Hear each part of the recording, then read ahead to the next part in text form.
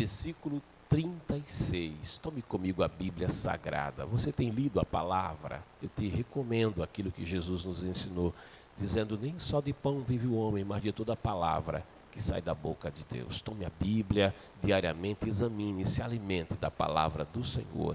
Mateus capítulo 26, versículo 36 diz: seguiu Jesus com seus discípulos e chegando a um lugar chamado Getsêmani, disse-lhes: assentai-vos por aqui, enquanto vou ali para orar. Queridos, esse é um momento do ministério de Jesus. É um momento crucial.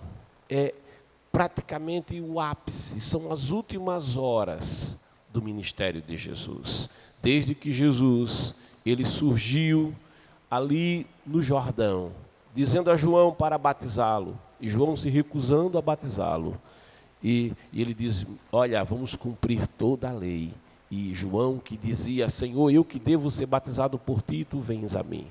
E Jesus ali inicia o seu ministério, anunciando o reino de Deus, anunciando que o Deus eterno, o Deus todo-poderoso, é o Abba, é o Pai, anunciando o amor de Deus por toda a humanidade, pelo perdido pecador. 3 anos e meio haviam se decorrido mais ou menos, de modo que Jesus ele está vivenciando a última Páscoa da sua vida, do seu ministério, tendo ele celebrado a Páscoa com os discípulos em angústia, porquanto eram as últimas horas que antecediam o vitupério pelo qual ele passaria, eram as últimas horas que antecederiam todo o processo que o levaria a consumar a obra da salvação, lá na cruz do Calvário. E ele vai a esse lugar depois da ceia, um lugar que o evangelista Mateus, o evangelista Marcos identificam como um lugar chamado Getsêmani.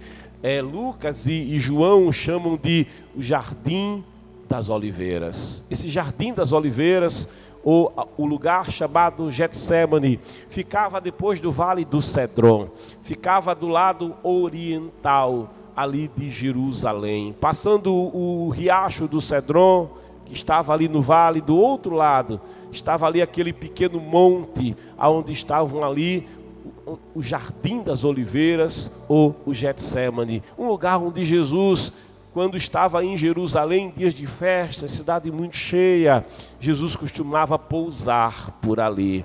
Era um lugar onde Jesus gostava de estar, e não me admira, porque aquele lugar, tendo tantas oliveiras, sendo um lugar tão bom de estar para orar, era um lugar onde o Senhor podia estar perto de Jerusalém ao mesmo tempo, onde ele podia estar fugindo das multidões, onde ele podia, como de costume durante o seu ministério, orar e conversar com o Pai. E naquela noite, naquela madrugada, como Jesus ele queria a presença do Pai, como Jesus ansiava por conversar com o Pai, porquanto a sua alma estava em profunda angústia. A sua alma, ele sabia que durante o processo que ele passaria nas horas seguintes, ele estaria completamente só. Ele saberia que aquela comunhão que ele sempre teve com o Pai, aquela comunhão perfeita que ele sempre desfrutou com o Pai, aquela comunhão seria quebrada, aquela comunhão seria interrompida, porquanto ele cumpriria plenamente a vontade do Pai, ao tomar sobre si todo o pecado desde Adão, todo o pecado desde antes do dilúvio, todo o pecado de toda a humanidade estaria sobre ele. Se a história, a história humana, ela pode ser entendida como uma sucessão de gerações. A Bíblia diz que Deus, olhando dos céus à terra e contemplando todas as gerações desde Adão, ele não viu um justo sequer. Ele olhou para o passado, ali antes do dilúvio, e não havia um justo sequer. Ele olhou para os dias depois de Noé e não viu um justo sequer. Todos haviam pecado, todos haviam caído. Desde Adão, o homem conheceu e vivenciou o pecado. Deus olhou o tempo dos patriarcas e todos pecaram. Ainda que Deus tenha feito e estabelecido alianças, essas alianças que eram sombras daquilo que Deus iria de fato realizar, porquanto as alianças que Deus celebrava, elas não eram sustentadas na contraparte humana, porque o homem, sendo falível, ele vinha a cair, e essas alianças eram continuamente quebradas.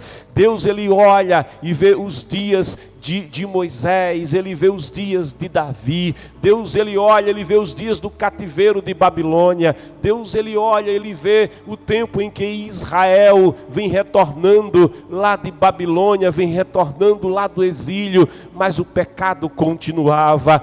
Desde Malaquias até os dias em que surge João Batista pregando, 400 anos haviam se passado, e naqueles 400 anos de silêncio, o pecado estava presente. Deus olhou para as gerações futuras, Deus olhou para a Idade Média, Deus olhou para a Idade Moderna, Deus olhou para a Idade Contemporânea, Deus olhou para os nossos dias, Deus olhou para os dias depois dos nossos dias, os filhos dos nossos filhos, e ele viu que todos pecaram. Todos pecaram, e diz a palavra, e destituídos estão da glória de Deus. É verdade, Deus ama o pecador, não há como discutir esta verdade. Deus, ele verdadeiramente ama o pecador, mas diz a palavra, mas os vossos pecados fazem separação entre vós e o vosso Deus. O pecado constrói uma barreira que impede que o homem tenha comunhão com Deus. Por isso, eu entendo que o profeta Isaías tem uma visão de que quando Deus olhou com seu olhar eterno e viu o homem perdido, viu o pecador perdido, ele perguntou, e Isaías registra no capítulo 6, quem há de ir por nós? A quem enviarei? Por que Deus faz essa pergunta? Porque Deus, ele não tem prazer na condenação do homem, não, mas o prazer de Deus é resgatar o homem. O pastor não tem prazer em que a ovelha se perca,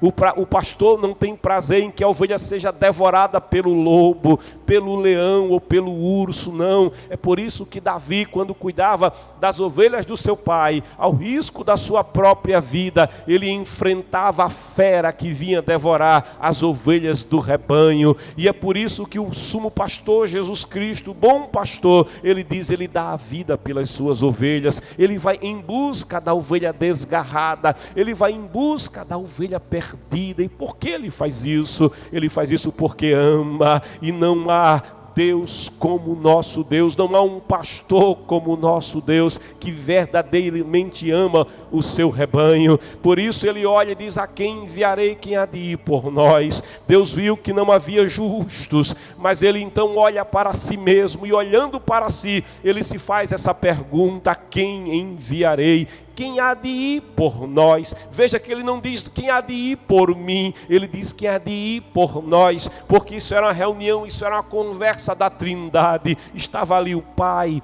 estava ali o Espírito Santo, estava ali o Filho, e nesse momento o Filho diz, Pai, eis-me aqui, envia-me a mim, eu irei, eu vou me esvaziar da minha glória, eu vou tomar a forma de homem, eu vou me anular na carne, e eu irei resgatar o perdido pecador. Querido, é por isso que Paulo pode escrever na carta aos Romanos, declarando aonde abundou o pecado, superabundou a graça de Deus. Que graça é essa? É que Deus enviou o seu Filho, ele tomou o seu Filho e enviou o seu Filho. Diz ali, João 3,17, não para condenar o mundo, mas para que o mundo fosse salvo por ele. Mas a salvação, ela custou caro. A salvação, embora seja graça, embora a salvação seja graça, ela não é de graça,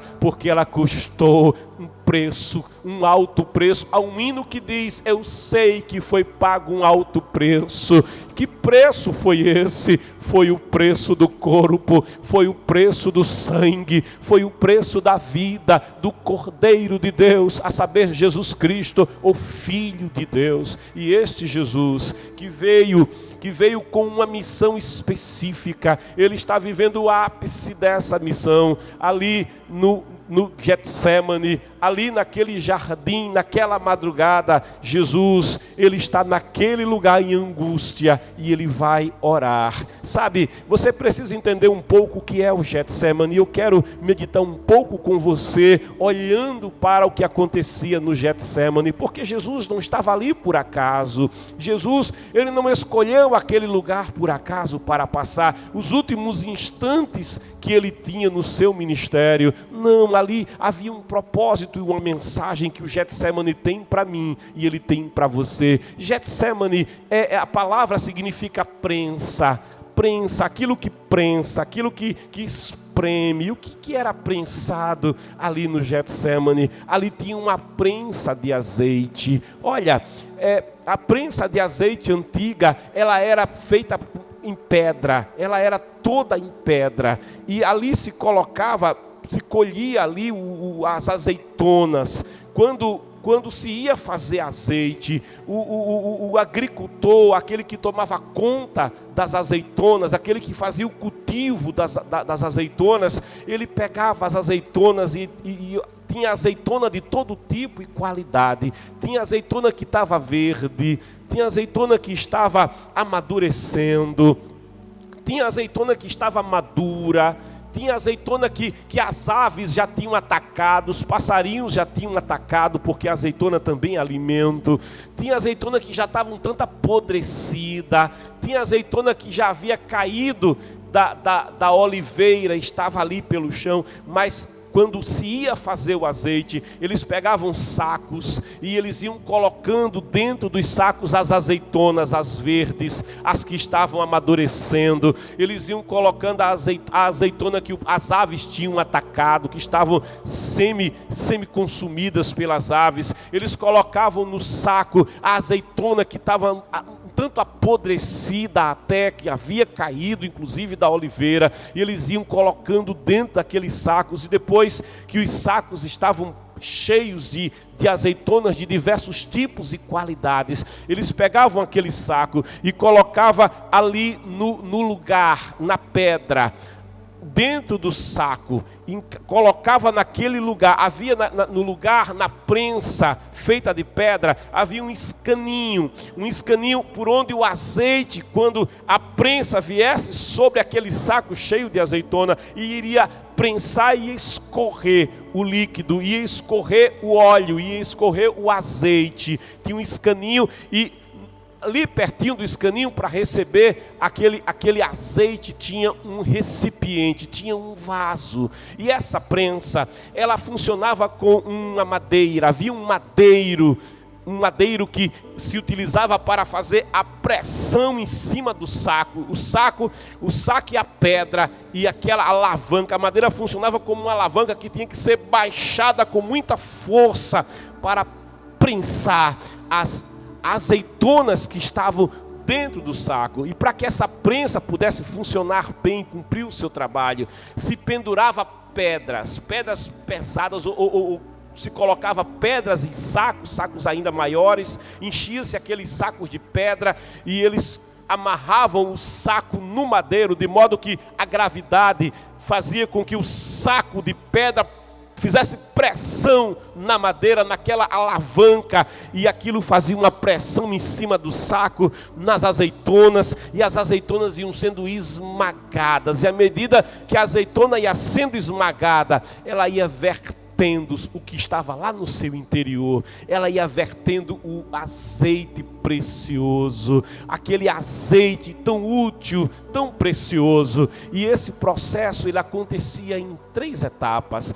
Quando eles colocavam a primeira prensada em cima dos sacos, com as azeitonas vinha o primeiro azeite. Esse primeiro azeite, essa primeira prensada, trazia o azeite chamado azeite de primeira qualidade. É o azeite extra virgem, é o azeite que que é utilizado para alimento. Esse azeite, além de ser utilizado para alimento, ele era utilizado para iluminação, servia para as lamparinas, né? O templo, lá tinha lá o candelabro no templo, e as lamparinas do templo eram alimentadas por esse azeite extra virgem de primeiríssima qualidade. Ele era valiosíssimo. Esse azeite da primeira prensada também tinha uma terceira finalidade. Ele era utilizado para unção, também para fazer perfumes. Ele era muito precioso, era o azeite de primeira qualidade.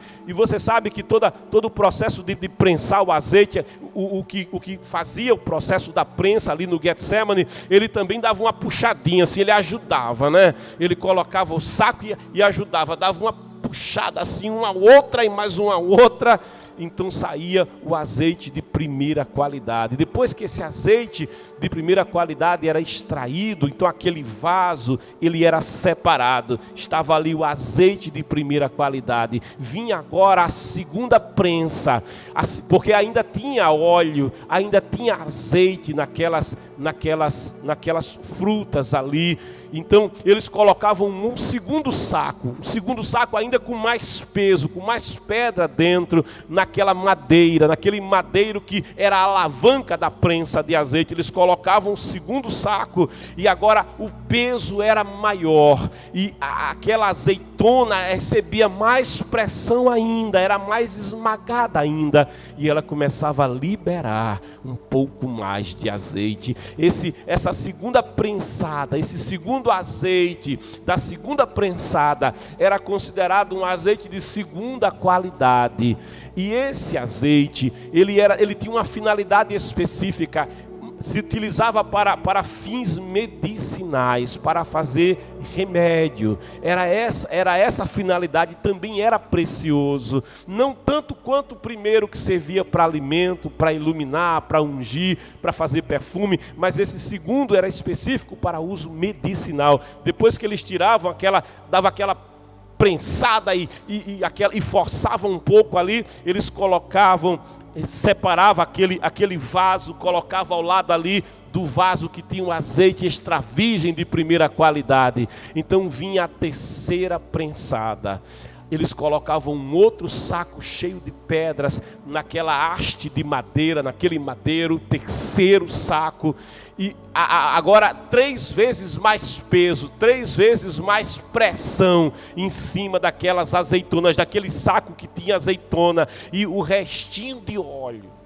O último óleo, os últimos mililitros de óleo de azeite agora seriam extraídos daquelas azeitonas de diversos tipos e qualidade. E esse terceiro óleo, essa terceira extração, era o óleo de terceira qualidade.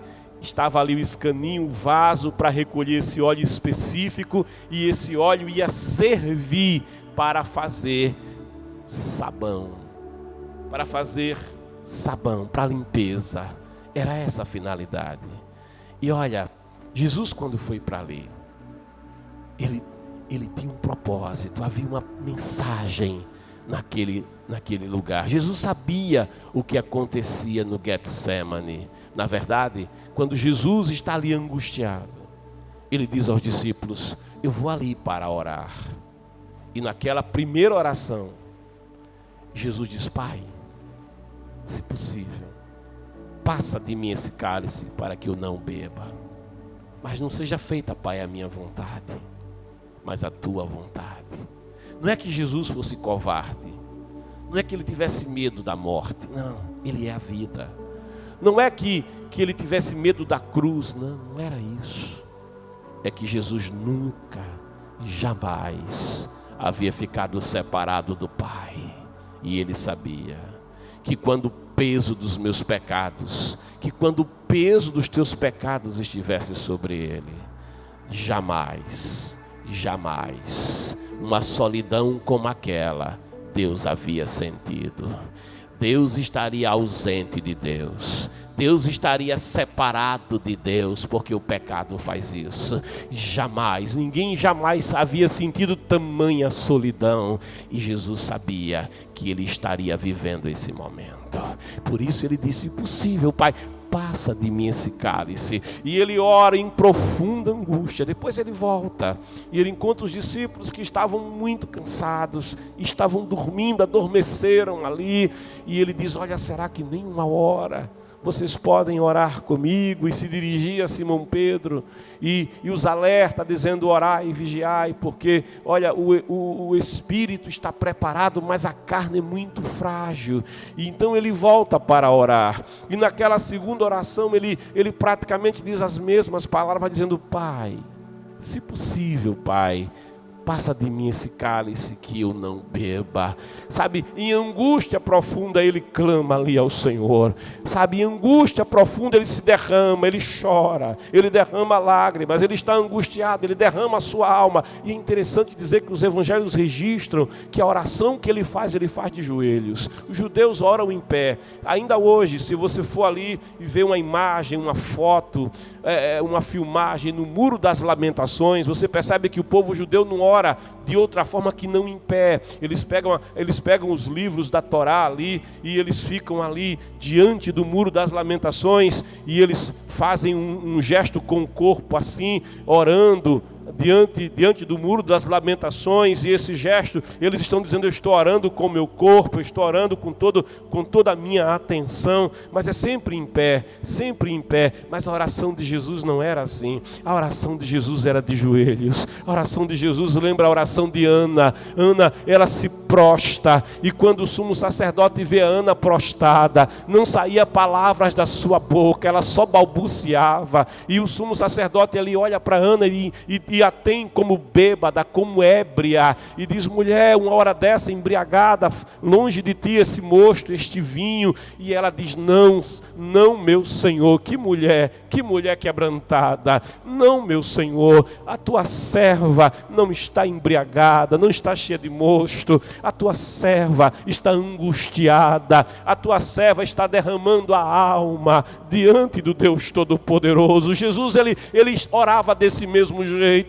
Ele se prostrava diante da soberania, da glória do Pai, e ele derramava a sua alma ali no Getsêmani. Depois daquela segunda oração, Jesus, ele volta. Sabe, eu aprendo com Jesus como é que a gente passa por momentos difíceis. Eu aprendo com Jesus como é que a gente passa por momentos de angústia. Eu aprendo com Jesus como é que um verdadeiro crente, ele se porta diante da crise. Ele não reclama, não, mas ele vai à presença do Deus Todo-Poderoso e derrama a sua alma, e derrama o seu coração diante de Deus. Há um hino que diz: se eu não posso sorrir, eu choro.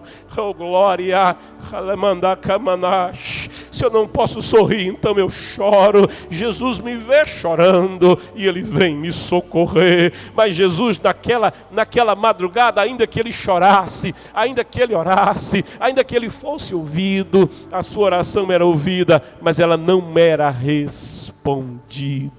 Ele volta aos discípulos pela terceira vez, os encontra dormindo, e ele disse: olha, vocês ainda estão dormindo, olha, a hora das trevas está chegando, o Filho do Homem vai ser entregue. E ele volta à oração, e naquela terceira oração vai acontecer um fenômeno que a ciência chama de hematidrose, porque a angústia na alma de Jesus era tão grande que o seu suor começa a verter glóbulos vermelhos, o sangue começa a sair pelos poros. Isso só acontece, segundo a medicina, quando alguém está numa angústia de alma tão profunda que esse fenômeno acontece. Jesus, ele começa a verter sangue era vertido ali, sabe, assim como a azeitona azeitona, ela sofria a prensa, a primeira prensa, a segunda prensa e a terceira prensa.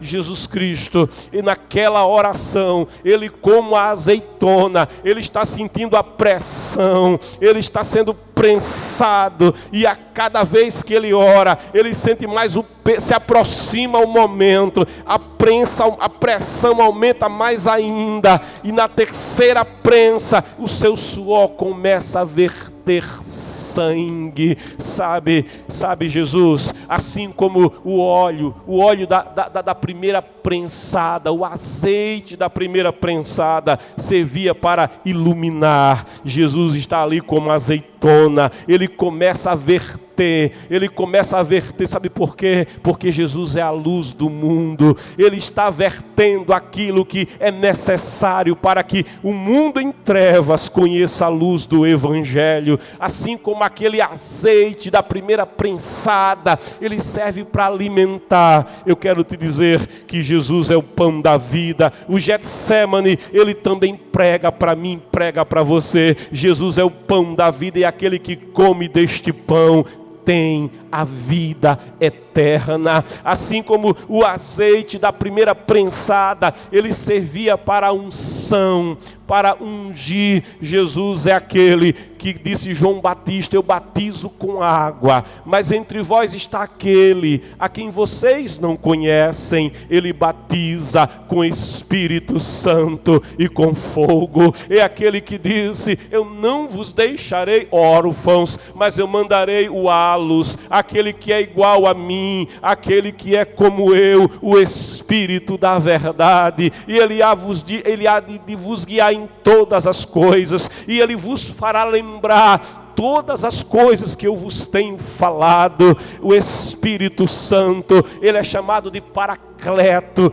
administrador, advogado, aquele que cuida, aquele que também administra. O Espírito de Deus, ele disse: olha, aquele que tem sede, vem a mim e beba, porque aquele que beber da água que eu lhe der, nele vai se fazer uma fonte que salta para a vida eterna. E diz João, e ele falava do Espírito Santo. Jesus é aquele que nos faz ser cheios do Espírito Santo. Aquele que vem ao Senhor Jesus, ele recebe esta unção, é a unção do Espírito Santo, é o Espírito de Deus, aquele Espírito que antes habitava no Santo dos Santos, aquele Espírito que antes estava restrito ao Santo dos Santos, agora em Jesus Cristo, ele pode habitar em você. Em Jesus Cristo é este óleo que cobre, que envolve por dentro e por fora, que nos faz transbordar. É o que disse Joel: nos últimos dias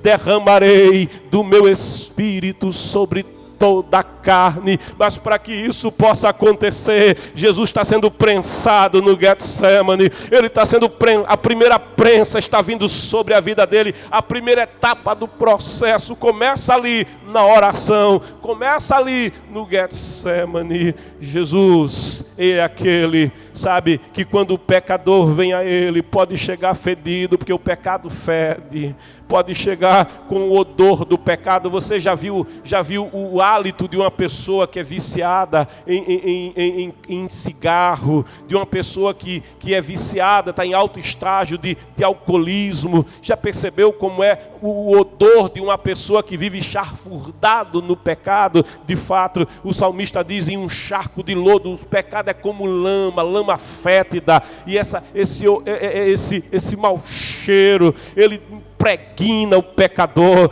Mas quando o pecador vem a Jesus, ele é purificado. Há sobre ele um perfume. Que perfume é esse? É o perfume da rosa de Saron. Oh glória! É o perfume de Jesus Cristo. Ele passa a exalar um cheiro suave, um cheiro de adoração, um cheiro de perfume suave, e que é agradável ao Deus Todo-Poderoso.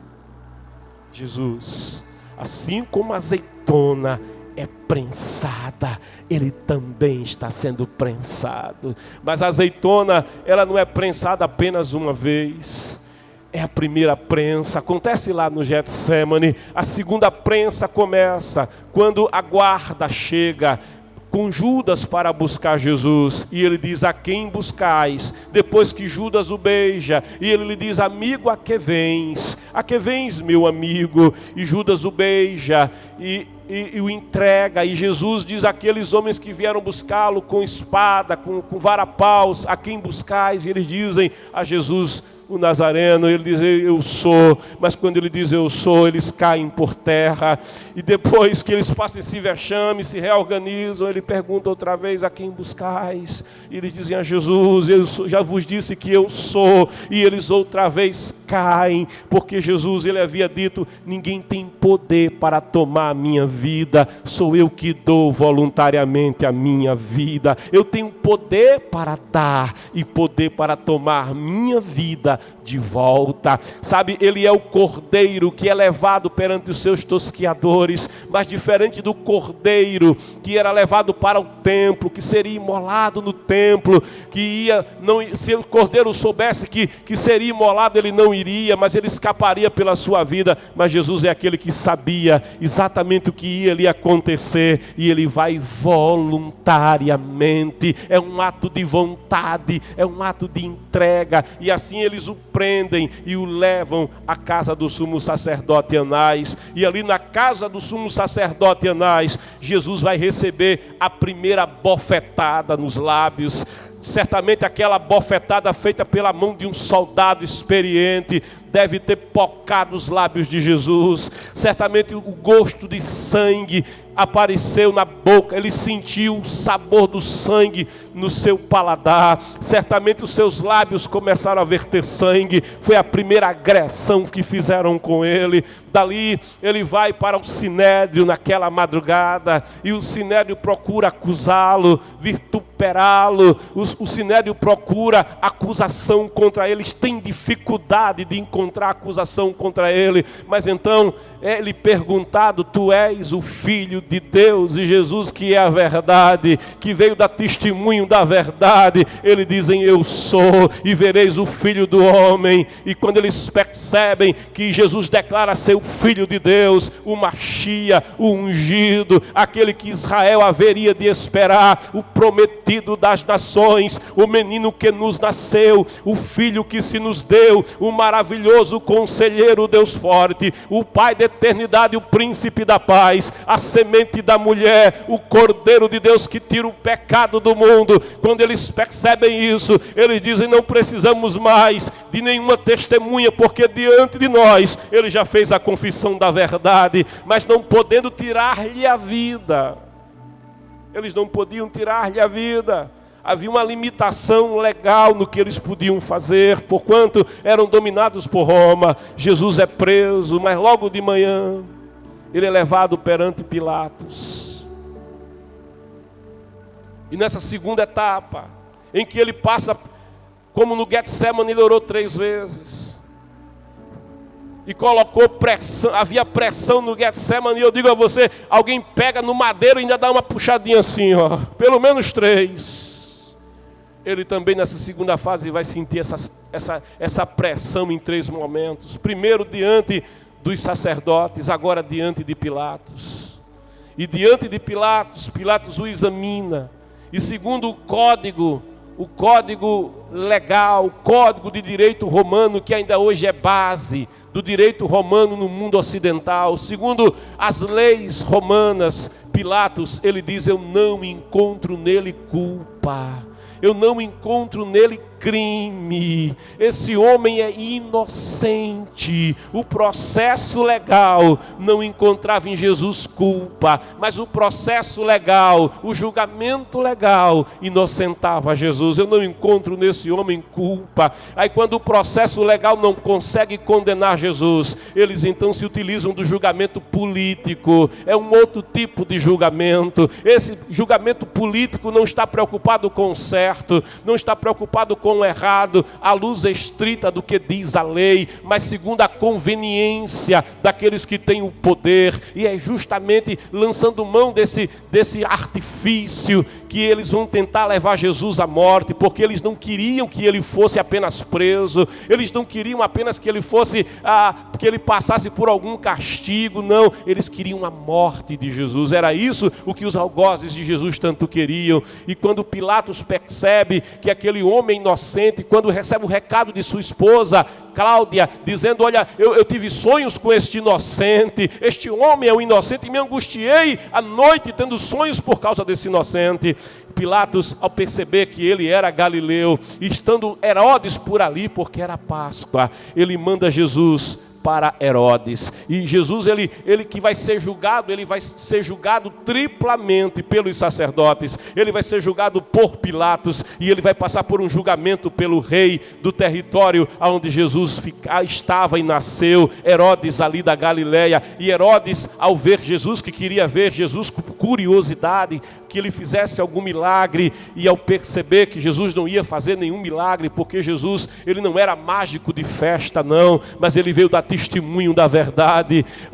Quando ele percebe isso, ele despreza Jesus, ele coloca em Jesus uma roupa brilhosa para tentar com isso humilhar Jesus, e manda Jesus de volta para Pilatos. E Pilatos, sabendo que Herodes também não vira em Jesus crime, diz aos sacerdotes: olha, Herodes também não viu nele crime algum, a lei não consegue ver nele culpa alguma. Então ele manda que Jesus fosse castigado, e Jesus, ele vai sentir nessa segunda prensada, uma prensada ainda mais forte, porque o castigo que seria dado ao Senhor Jesus não era um castigo qualquer. Eles iam tomar do tripálio, que era o chicote romano, um chicote que tinha uma haste de madeira curta, que tinha tiras de couro na extremidade, algumas tiras de couro, mas na ponta das tiras haviam setas, haviam pregos, haviam ganchos, haviam coisas pontiagudas que, quando alguém recebia uma chicotada nas costas, aquelas pontas, aquelas esferas, aqueles ganchos se agarravam no músculo, se agarravam na carne, se prendiam, e quando o soldado puxava de volta, não vinha apenas o sangue, mas vinha pedaços de carne, vinha pedaços de músculo, vinha a pele. Assim como o cordeiro era escalpelado, Jesus seria escalpelado pelo chicote romano. E eles começavam aqui pelo trapézio, por essa região do trapézio, e descarnavam completamente aquele que era castigado. Depois atacavam a parte das costelas, de modo que as costelas também eram expostas, e desciam até os glúteos, de modo que toda a carne, todo o músculo ia sendo arrancado, e o sangue começava a jorrar, e o sangue começava a descer, assim como a azeitona.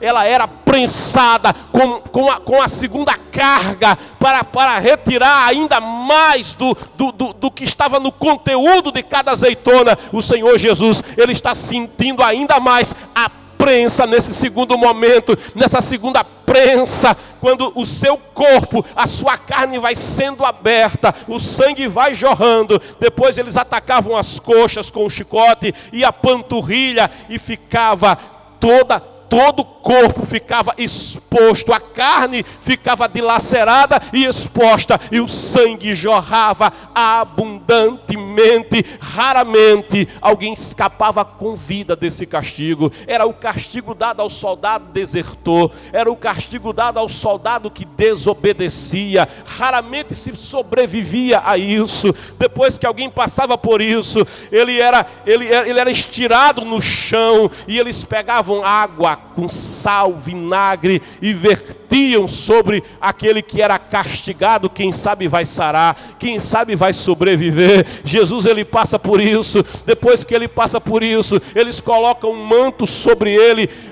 para poder ridicularizar Jesus, também para esconder a situação que estava nas suas costas, e coloca-lhe uma coroa de espinhos na cabeça, e com uma cana lhe batiam, e o saudavam como o rei dos judeus, e os bofeteavam, e o levam de volta para Pilatos. E Pilatos, com aquilo, queria que os sacerdotes desistissem de matá-lo, porquanto ele estava semi-morto. Mas quando os sacerdotes veem aquilo, eles dizem: olha, nós queremos é que ele seja morto. E ele diz: então então levem ele e vocês mesmos o executem. E ele diz, não, nós não podemos executá-lo, a lei nos impede.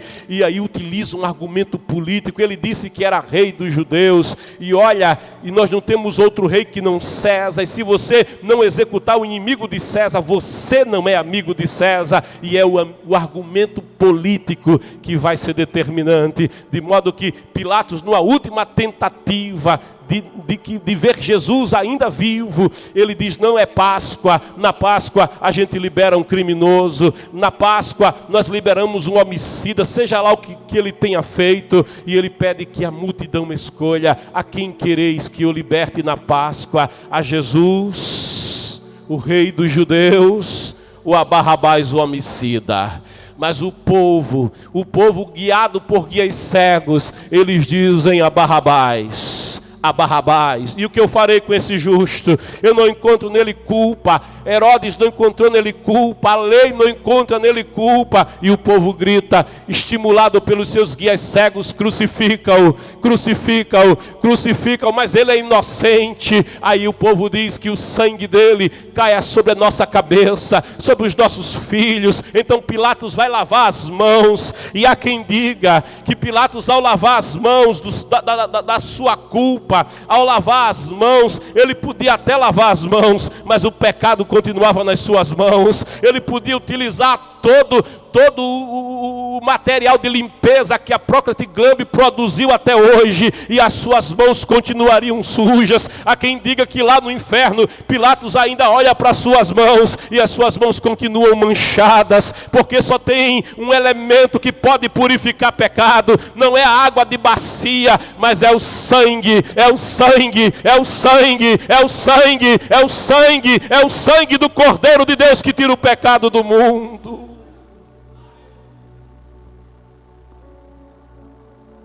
Ele entrega Jesus para ser crucificado. E estando Jesus tão esgotado, e tendo que carregar o madeiro, ele cai.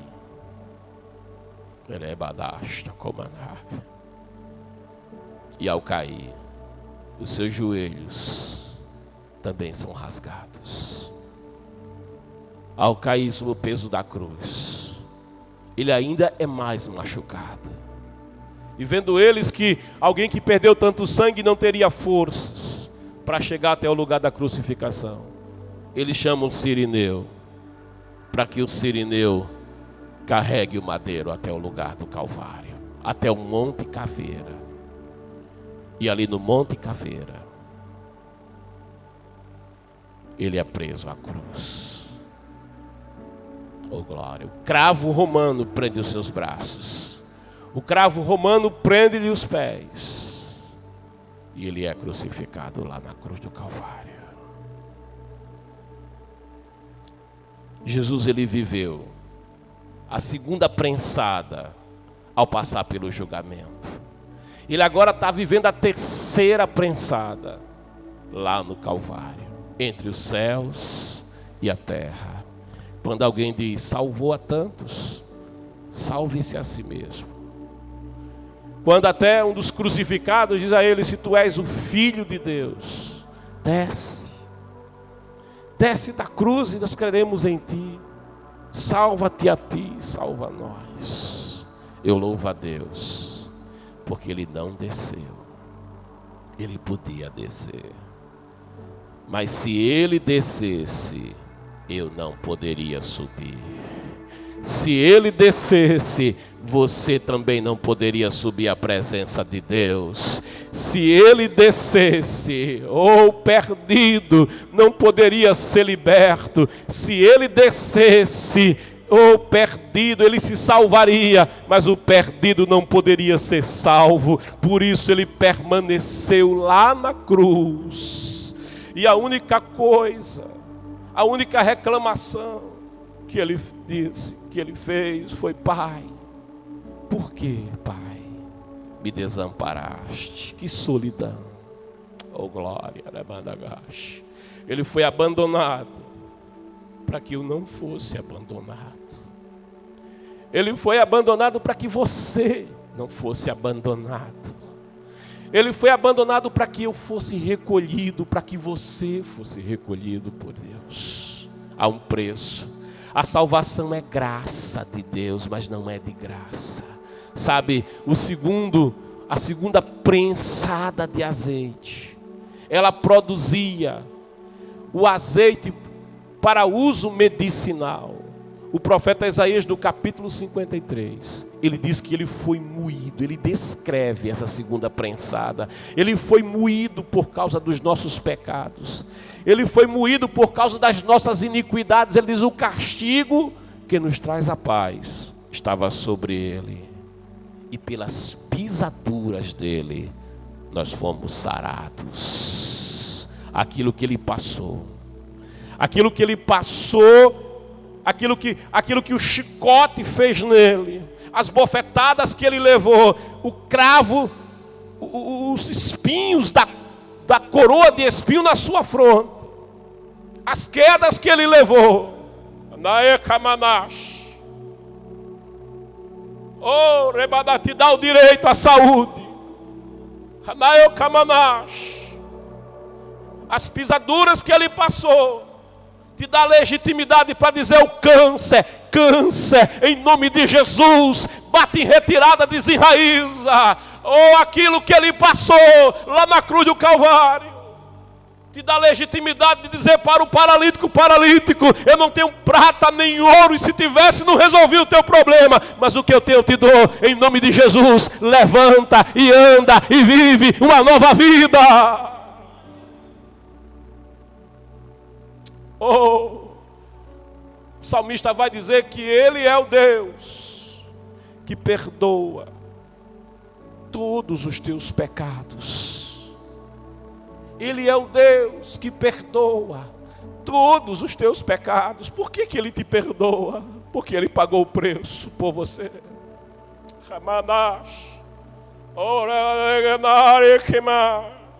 Quando alguém apresentava um cordeiro no templo, o pecador colocava a mão sobre a cabeça do cordeiro, dizendo, o meu pecado estou transferindo para ele. Sabe por que Deus é justo em te perdoar?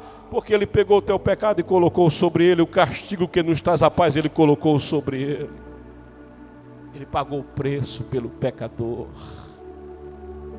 Oh, aleluia. Mas lá na cruz, ele recebeu a terceira prensa, sem poder respirar. Um crucificado não podia respirar.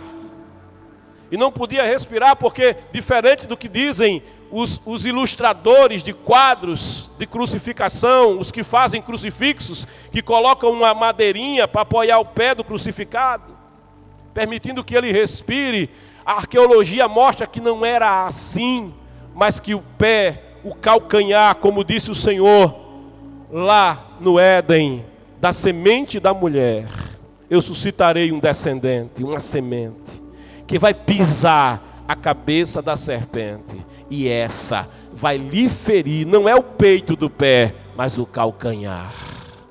Era o calcanhar. O cravo atravessava o calcanhar, de modo que, não sei se dá para ver, mas o calcanhar ficaria preso na madeira. O prego transversalmente passava pelo osso do calcanhar.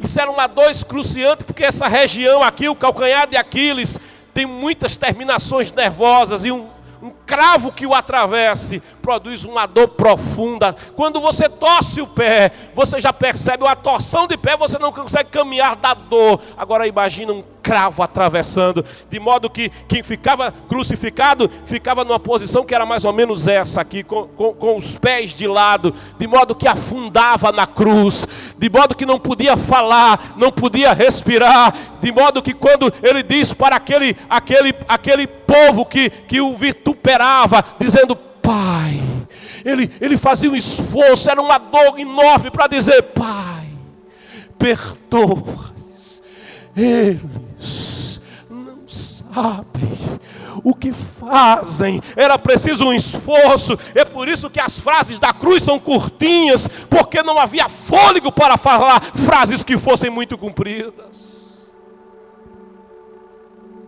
Mas essa última prensada esse azeite da última prensada.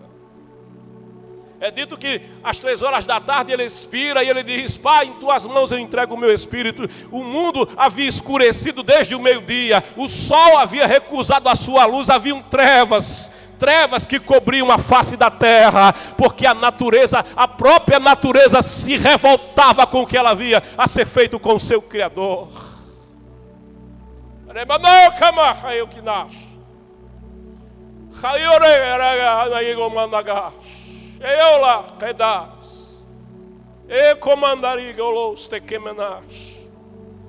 A própria natureza se revoltava. E quando ele diz: Pai, tetelestai, está pago, está pago. A dívida que o pecador não pode pagar, eu estou pagando. A dívida que o assassino não pode pagar, eu estou pagando. A dívida que mandarei o cadagash. A dívida que o traficante não pode pagar, eu estou pagando. A dívida que o viciado não pode pagar, eu estou pagando. Que o homossexual, que a lésbica não pode pagar, eu estou pagando. A dívida que o pecador, seja ele qual for, o mentiroso, o feiticeiro, todo aquele que já pecou, Pai, eu estou pagando.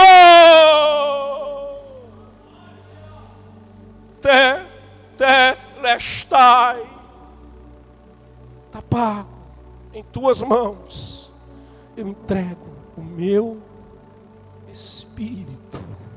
E ele expira. E o soldado, para confirmar que ele estava morto, ele pega uma lança e perfura ali o lado e puxa a lança, sai sangue e depois somente água, porque ele verteu. Assim como a azeitona, na 3ª prensada, ela verte tudo.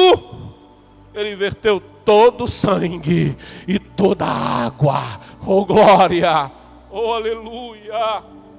E aquele azeite da 3ª prensada, que servia para fazer sabão. Oh glória.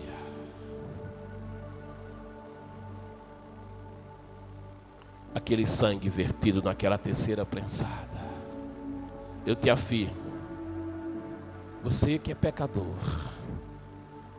não importa o tamanho do teu pecado, mas eu te afirmo uma coisa: se confessardes os teus pecados, seja eles quais forem, Deus é fiel. Deus é fiel e justo para te perdoar esses pecados. E o sangue de Jesus vai te purificar de toda injustiça.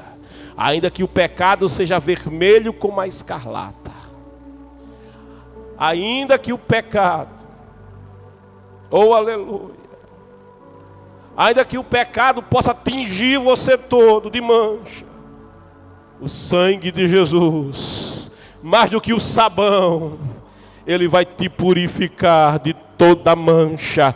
Oh, e mais alvo que a neve, mais alvo que a neve, como diz o velho hino, alvo, mais que a neve. Sim, neste sangue lavado, mais alvo, mais alvo, mais alvo que a neve serei. É por isso que Romanos diz: agora nenhuma condenação há para os que estão em Cristo Jesus, o Senhor, que já não andam segundo o pecado, segundo a opressão do pecado, mas segundo o Espírito. Oh querido, por isso eu te afirmo aquilo que Jesus afirmou em João 14,6: eu sou, somente Ele é o caminho, não há outro caminho, a verdade, esta é a verdade, e conhecereis a verdade, e a verdade vai libertar de toda a prisão. Eu sou o caminho, a verdade e a vida. Ou não há outro caminho, não há Buda que salva, não há religião que salva, não há tradição religiosa que salva.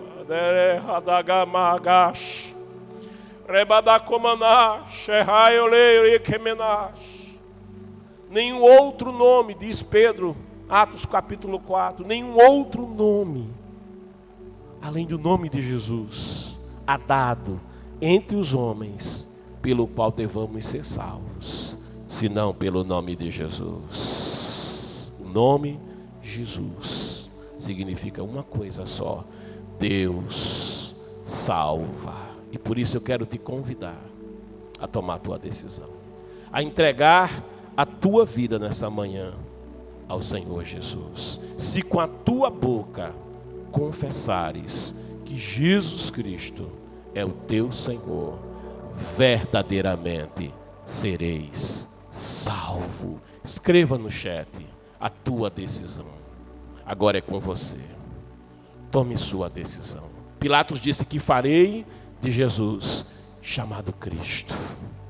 Pilatos mandou crucificá-lo. E você o que fará?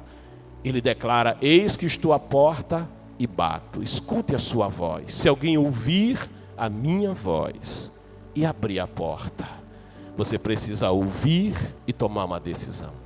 Abra a porta. Ele só vai entrar se a porta você abrir. Se alguém ouvir a minha voz e a decisão tomar, abrir a porta, ele declara: eu vou entrar na sua casa.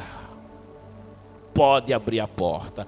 Tem magia negra, ele vai entrar, magia negra vai sair. Pode abrir a porta. Tem pacto, ele vai entrar, e esse pacto maligno vai sair, porque você vai ser alcançado pela nova aliança, o pacto eterno. Abre a porta. Mas tem vício, o vício vai sair, a liberdade de Cristo vai entrar. Abre a porta. Mas tem um coração cheio de ódio, o ódio vai sair, porque Jesus vai entrar e um coração novo ele vai te dar. Tem morte dentro da casa, abre a porta, porque a vida vai entrar, a morte vai sair. Escreva no chat: eu quero Jesus, eu entrego a minha vida a Jesus. Se você está afastado, volte para Jesus e diga: eu quero me reconciliar com o Senhor Jesus. Deus amou o mundo de tal maneira que deu o seu Filho unigênito, para que todo aquele que nele crer não pereça, mas tenha a vida eterna. Que Deus te abençoe.